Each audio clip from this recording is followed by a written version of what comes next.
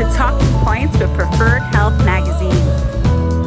On this amazing show, you get a VIP look at interviews with some of today's beloved celebrities, book authors, top physicians, and leaders in the healthcare industry. So stick around, you're not going to want to miss what's next.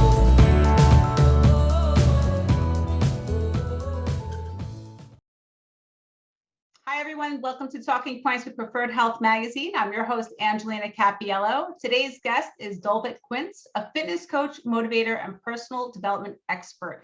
You may recognize him from the popular TV series, The Biggest Loser, or his New York Times best-selling book, which is called The 3-1-2-1 Diet, Eat and Cheat Your Way to Weight Loss.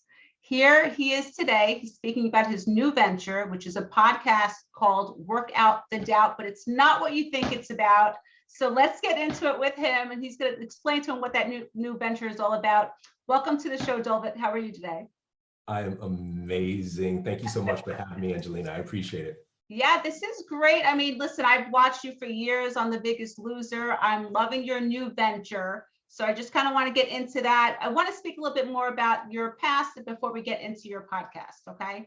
Okay. So you've had a very successful career as a personal fitness trainer. Obviously, you've trained celebrities. You've appeared on The Biggest Loser, and you're a best-selling author for that. Now we're adding podcaster to the mix, but let's speak about your time as a personal trainer. What got you started in this field of training and motivating others? I've always enjoyed the ability and or desire to help motivate others, because anytime you give of yourself, you also get something. And I realized that I have to constantly exercise in order to be strong. So I know that when I help others out, there's some exercising happening to me as well. And so I chose a career path that consistently made me strong. And that's why I decided to do personal training. For me, personal training means more than just getting someone's muscles correct. It means getting their mind and their body and their spirit correct simultaneously. Right. I totally understand that. And The Biggest Loser show, it's such a great show. It's, seen by millions of people. So you're not only just helping the people who are on that show, you're really inspiring larger numbers of people around the world who, have trouble either losing weight, or it's really not just about actually losing weight. Really, it's like you're saying, it's about motivating yourself. It's an emotional, it's a mental journey that these people go on. So what can you say to that anyway? I mean, you're there at the show, you're kind of, inspiring or training this group of individuals. So that's got to be a lot harder, that I would think, than just, a one-on-one session with you.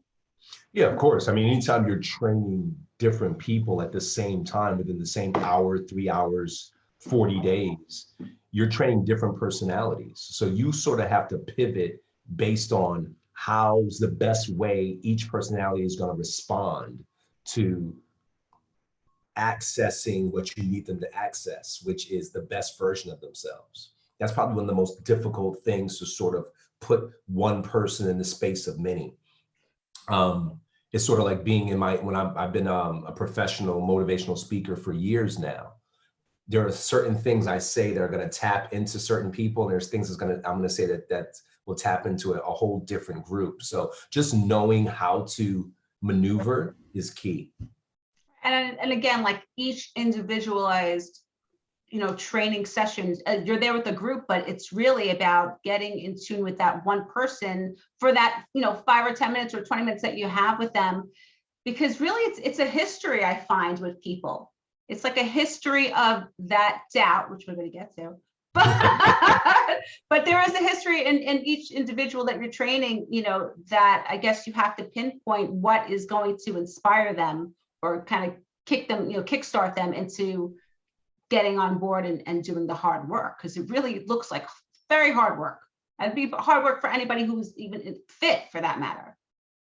The most successful people land in a place of the hard work, meaning that they embrace it. That's when the success goes up, right? That's where you become no longer what you're searching for, but what you're actually living, right? And I don't want people to think what I'm saying is 100% about working out. Right. More than that. So I want people who are listening to think about, when was I most successful and what did I have to go through to land there, right? So it's the willingness to keep on going with the goal, I'm going to make this who I am, not what I want to be, not what I desire to be, but this is who I am. And once we fight for purpose, there's nothing that can stop us. That's when we're most powerful. I love that. When we fight for purpose, there's nothing that can stop us. And it's not like it has to be a greater picture. It can be just the purpose of health. It can be like of yourself, of achieving your best self, right? Is that what you're kind of saying? 1000%. You started this great podcast that I am such a fan of. I've only watched maybe 3 episodes so far. I'm already hooked. I want to watch them every day like a soap opera. I just want to know more and learn more information. So, people who are just tuning in, let's say they're looking at you, they're saying, again, they're looking at your history and they're saying, it's going to be about fitness. It's going to be about exercise. Like, this is what this show's about. But like you're saying now, it's so much more. It's about kind of the journey of each individual that you're interviewing. And it's from celebrities, to all different types of people. So let's talk about what your show's about. Can you explain? Work out the doubt. Listen, when I came up with this idea a few years back, it was because I was living it through conversations. I lived it myself with people that I was helping and training. I lived this and they lived this. Tell me about the times that you rose to success, you were in your pocket, so to speak, but then something bad happened or something unforeseen happened and you fell. Tell me about the re-rise. Tell me about the high, the low, and then the rise again. Because a lot of people through life with something tenacious and, consistent, they become successful. Right. But if we fall down, sometimes if we're ill prepared, you get more frustrated. You don't want to keep going, right? You don't want to. It's the person who lost 70 pounds and gained back 80, right? What happened and how did you lose it again, right? It's the person who had a startup and started a business and it did great. And then they decide to start another business and that business fails, right? Are you a failure? It's the man or woman who has children, has a great marriage, very young, gets divorced. Can you start again? So it's the plethora of individuals who go from the high, the low, and how do you refine or redefine the high? How do you become successful? That's what Work Out the Doubt is to me. That's what the listeners get. They get these rich, amazing stories from people who I'm blessed enough to be vulnerable and tell their stories, because the ask is just that. Tell me about times that weren't so great. Tell me where you failed and how did you get out of that failure? Right, because it's so easy to look at somebody who's already successful and in that light and say, oh, they probably had it easy, or maybe they had people encouraging them, or maybe they had it, just easier than yourself. And you don't really hear about those downfalls that they have. And that's really important, I think, for everyone's, just mentality to understand that we're all human, we're all going through it together.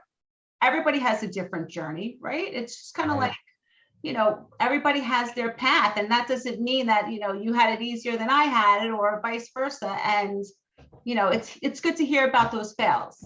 It's not a Debbie Downer podcast. I don't want people right? I don't want people to think that they're going to listen to this podcast and be like, womp womp. It's really designed to inspire, right? Absolutely. Angelina, it's designed to help people say, like you're saying, oh, wow, they too understand, or they too have struggled, and I looked up to them, right? That's right. I don't think there's not a lot out there that is asking people to expose their underbelly, right? And that's what I'm asking. I'm asking, success is great. The conversation of success is great. And those are obvious optics. Tell me about what people aren't looking at. Tell me about your self-discovery, because people are more, they can lean into that because they could be living that at the moment. And I'm hoping that these stories will help them get through whatever struggles they might be living currently. Absolutely, 100%. It is so inspiring. And you do have some wonderful guests. Can you tell me about a couple of your guests that you've had on your show? And have they been just very, easily, willingly coming on the show and knowing kind of what's going to happen to them in about 15 minutes, that they're going to have to spill some beans with you, or, how is I've had great friends like Chris Daughtry. He just came in a couple weeks ago. I saw Chris that. Daughtry from uh, American Idol fame has built a huge music career. Uh, Father of 3 or 4 kids, wife, the whole husband, the whole thing. We had a great conversation. Terry Crews came on and told his story. I can think of Dr. Uma, who is a psychiatrist as well as a certified dietitian and chef. She wrote a book about your brain on food and how it can correlate between what you eat and how you think. That was a great conversation. The last podcast is currently on. Depending on when everyone's listening, I spoke to the CEO of a company called Lovers. What is that about? Lovers is about a woman who's a CEO of a company where they make adult toys. Okay, interesting. So you run the gamut of different interviews. Plethora, by the way, plethora is no limitation, but I'm attracted to stories. And I hope anyone who loves podcasts does the same thing. They go, why would you interview her, right? But you have to listen and learn and see why, because I think we can all find ourselves in these stories. Well, that's the beauty of podcasting, right? I mean, you're here, you're a podcaster now, you're adding that to the list of your accomplishments, which is great. But I mean, there's something in you, obviously, with all these years of your experience as a trainer that kind of is drawn to people 100%. like at their innate, like, goodness of the person, right? You want to find that out about them. For yourself, though, I kind of want to ask you again, is there a remedy for getting people motivated? Is there a remedy of, are there steps to take to success, to climb that ladder, to get to your goal? Are there certain steps that somebody needs to take in order to get there that you kind of have laid out? Routine. I think routine. Listen, I became stronger or strong in general because I created repetition in my life. Okay. And I realized I just couldn't do one push-up and expect a great chest or to be strong, right? I couldn't do one squat and burn fat, if you will. That's right. I had to consistently do it on specific days at specific times in order to see change. Put that same application in your work ethic, right? Okay. Work out are both one word and 2 separate words. I got to work out some things, right? And I got to work out some things. So that said, that is the first piece of advice I'd give anyone. You have to create a routine, and routine brings results. Here's the beautiful thing about routine. From the time we were young, we've been trained to have routine. Mom made your lunchbox. She put some healthy choices in there. You went to school. You went to school at a certain time. You got on the bus with the other kids at a certain time. Right. You made a new friend. Whatever those stages were, you repeated the same thing in middle school, the same thing in high school, the same thing in college. All those steps create a routine. Routines always work. Well, that's true. I mean, that they say that even, just in psychology, that routine, besides, they work, they create a safety net kind of, so you're kind of in your zone, right? So that's kind of the first step, is to get there. But here's the second step, though. The second step is be willing to take risks. Okay. And this is probably where people stumble a little bit. 1,000%. Once you create a base of routine, and there's a difference between routine that's bad for you and routine that's good for you, right? Okay. Routine that's bad for you is, I don't get up till 11:30. The first thing I have is a Coca-Cola and drink, right? I sit on the desk, I play video games, I watch other people. That's a bad routine. A routine of positivity is great. However, with that second movement, you got to add in some risk. Like, what kind of risks am I taking right now to challenge myself? Right? If you incorporate those things in your life, wow, that's when the beauty happens. That's when the magic happens. So you're saying, like, you need to recognize when to push yourself. 1,000%. Or purposely put yourself in an environment where you're pushing yourself, right? After Biggest Loser, I didn't know what was next. That was 75, 80% of my income, maybe more, because that was the source of the visibility and the endorsement deals and all those other things, right? You were there for what, 7 seasons you did the show? 7 seasons, successful New York Times bestselling book, endorsement deals, partnerships. Yeah. So one thing I wanted to get involved in was tech and startups and investment. I didn't know anything about that stuff. It wasn't my world. So I put myself in an uncomfortable environment in rooms, rubbing shoulders with people that did that for 10 years, 15, 20 years. Right. I've always been attracted to business since I was yay big. I was always an entrepreneur by heart and took risks at times in my life.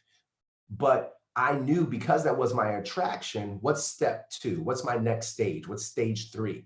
Let me put myself in an uncomfortable environment so that one day it becomes comfortable. So you put yourself around people who are in that environment that you want to be like. So somebody, let's say, you know, for instance, I want to be, for instance, even on the show Biggest Loser, they want to be fit. Maybe somebody who's not on the show, obviously, would be surrounding themselves with somebody who's really motivated when it comes to working out. Is that kind of what we're going here? Like we want to surround ourselves with that influence.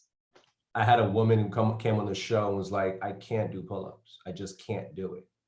So I can't do pull-ups. Right? But guess what we did every day? We did pull-ups. You got a little bit in every day. That world for me was my pull-ups. I'm going to put myself in an environment that I know I'm not strong in, but I purposely put myself there because I desire challenge. I need it. It sort of fuels me.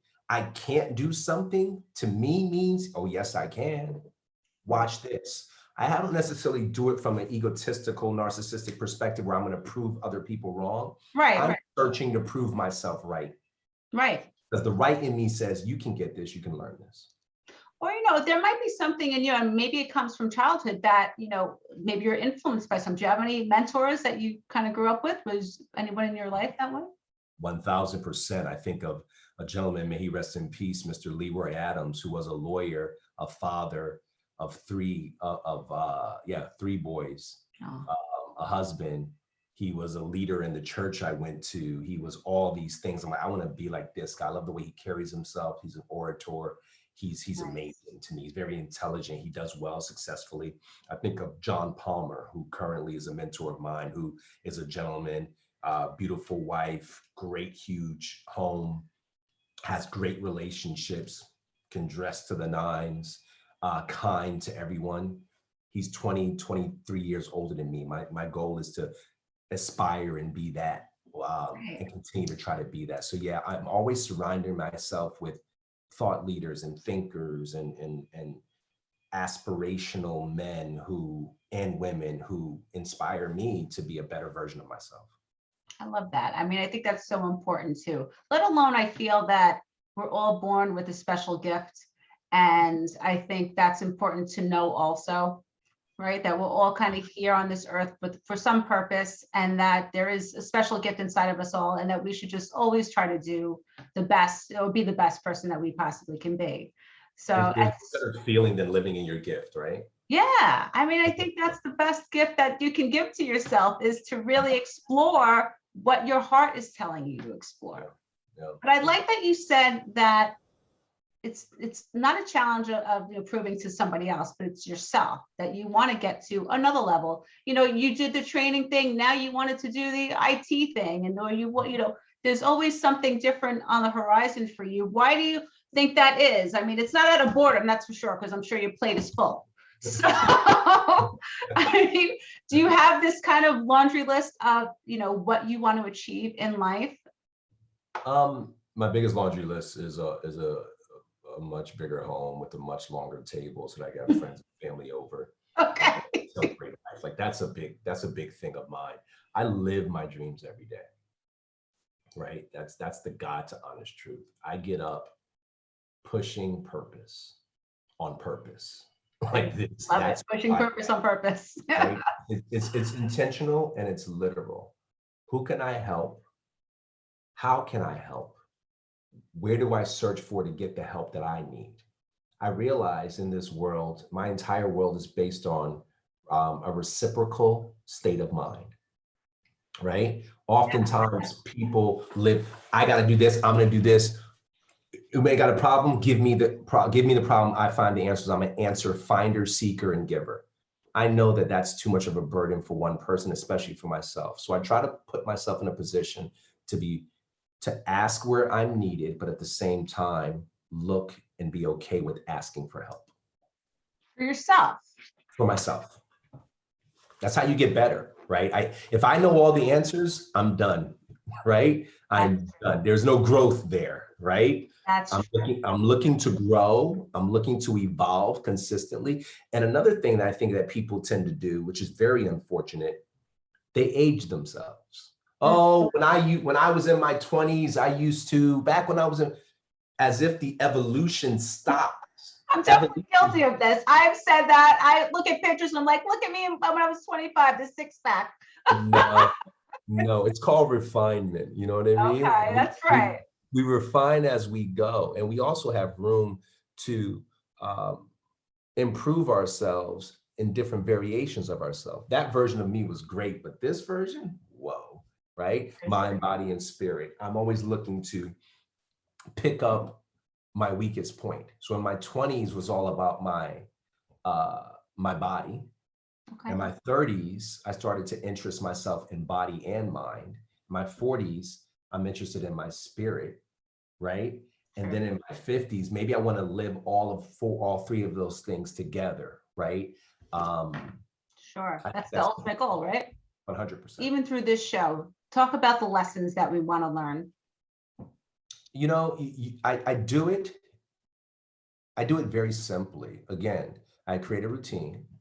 I create a schedule, right? So get up in the morning, set your alarm clock. Now that it's off, do something, right? I also plan and prepare, right? Planning and preparation might mean before you go to bed, pack that gym bag, put the sneakers in there, do the whole thing, and put that in your passenger seat in the garage. If you drive off to work, you got to look at that thing because it's looking at you. Right. Now you're setting yourself up with cues and tools that force you to be active.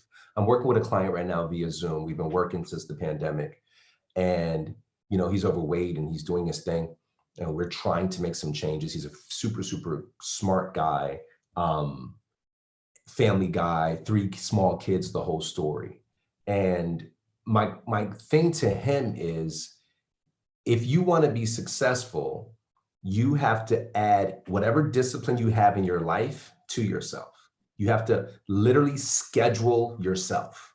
Right. That's kind of a hard thing for people to do, especially, I mean, I say it as mothers, I'm sure maybe women feel this way a lot, where you feel like, you're taking care of everyone else before you're really taking care of yourself. So do you find that you come up to these kind of hurdles with people? All the time. And what do you say to them for that? People tend to, they make excuses for themselves, but they get things done for other people. Right. That's a problem. That's a huge problem. It's a huge problem. So my first advice is this: how about, guys, you schedule yourself? Well, what does that mean? That means I'm going to set my alarm clock for me. And by the way, maybe you can't do it the day you desire to do it, but if you do it for tomorrow, that means you and I are in a conversation right now. Take your phone out. What time do you get up in the morning? Well, I usually get up at 7. Okay, set your alarm clock for tomorrow at 5 a.m. Okay. What? Nobody wants to hear that. Nobody wants to hear that. But if you want to be challenged, you got to challenge yourself. Sure. Then at 5:30, go to your living room, put on a YouTube workout, whatever, right? And work out for just 30 minutes. So from 5:30 to 6 o'clock, the family, the house is shut down. You're the only one up, and you just dedicated time to yourself. Boom. Next excuse, please. I'm ready. I mean, I think that's the hardest part, is just to get that started. I think that's what people kind of teeter back and forth with, is just like getting that foot into the workout, into the time frame, into, kind of like ignoring everybody else and doing you. You got to get past your guilt, and you got to get past your excuses. People feel guilty if they dedicate time to themselves, that the things they love the most are going to suffer. But because you're not dedicating your time to yourself, you're not loving yourself enough so that those things get the best of you. Okay. Makes Yeah, sense? sure, of course. I Right. understand 100%. And from a practicality perspective, this conversations make sense, right? It's like, oh, that makes sense. And then we're going back to our routine, right? Of taking care of everyone else. You Right. have to tap into your selfishness. Okay. I say this all the time. You want to love and be great at all the other things that matter to you, but you're letting yourself slip. It's time to be selfish. It's time to scale. My father had an expression: if you want to get something done, give it to a busy person. Oh, 100%. That would be me as well. Angelina, you're probably busy between family and work doing this podcast, for PHN. Like you're busy. Right. But if I said to you, I need to schedule something with you at 2:00 on Friday, you're gonna break out your phone and say, how does 1:30 sound? Because I can do 1:30 and I can give you 30 minutes. Right. Done. What if you did that with yourself? On Friday, I don't have a 2:00, but I can give me time between 12:30 and 2:00. We have to start thinking as we are what we need to do also. I am, Right. you, me, or everyone listening, repeat after me. I am what I need to do also. I am what I need to do also. I love that. That's fantastic. I love that. That's a great quote. I'm going to mark it down somewhere on my wall so I can see that on the refrigerator every morning or something. You're right. This is such a great conversation. I am so looking forward to more of these interviews that you have on your show. Again, it's Work Out the Doubt with Dolvett Quince. Where can we find the show? Is it on all podcast formats? It's on all streaming podcast formats, be it Spotify, iHeartRadio, Apple, you name it, you can find it. Do you have any upcoming guests that we should be excited about? Yeah. That you can tell us? Who I have coming up, I have a gentleman he and his father started a licensing company by the name of Starter. Remember Starter? Yeah, I think we heard of Starter. Absolutely. Mr. Brad Beckerman. Great. You'll recognize some celebrities like Anthony Anderson, Chris Spencer, Dr. Dre, Don Cheadle. Yes. Awesome. And a host of others that myself and my team are working on. So this is so much fun. It's a great show. I cannot wait to listen to the next episode. And congratulations on your new venture. Thank you so much. Thanks for having me. Yeah. Well, thank you for tuning in to another episode of Talking Points with Preferred Health Magazine. I hope you go visit Dolvett Quince's new podcast, Work Out the Doubt. It's a great show you're not going to want to miss. And until next time, be safe and live in gratitude.